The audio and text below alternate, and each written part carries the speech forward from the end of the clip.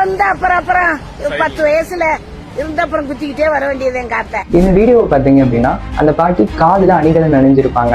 இது நம்ம என்ன நினைச்சோம், பழைய காலத்துல ஒரு ஸ்டைலா இருக்கும்பா, பழைய காலத்துல போற ஒரு தோடா இருக்கும்பா அப்படின்னு நினைச்சிருப்போம். ஆனா அது கிடையாது. இது தமிழர்களுக்குமே உரிய ஒரு பண்பாடுன்னு சொன்னா நீங்க நம்புவீங்களா? தமிழர்களோட ஒரு பண்பாட்டுல குறிப்பா பெண்களுக்கு இது முக்கியமான ஒரு பண்பாடா பார்க்கப்படுது. இதுக்குன்னு ஒரு பெரிய ப்ராசஸே இருக்கு அப்படின்னு சொன்னா அவங்களால நம்ப முடியுதா? ஆமா, ஆரம்பத்துல ஒரு பனை ஓலைச்சுருன்னு சொல்லுவாங்க. அதை வச்சு இந்த ஓட்டை போட்டு அந்த துளைய வந்து போட்டு இதை ஸ்டார்ட் பண்ணுவாங்க.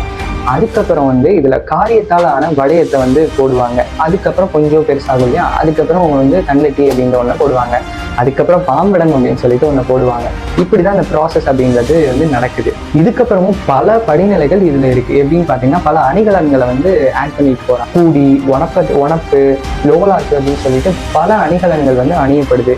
இது தமிழர்களுக்கு மட்டுமே இருக்கிற பண்பாடு. இது வந்து குறிப்பா பெண்களுக்கு இருக்கிற பண்பாடு அந்த காலத்துல இருந்து இந்த காலம் வரைக்கும் அப்படின்னு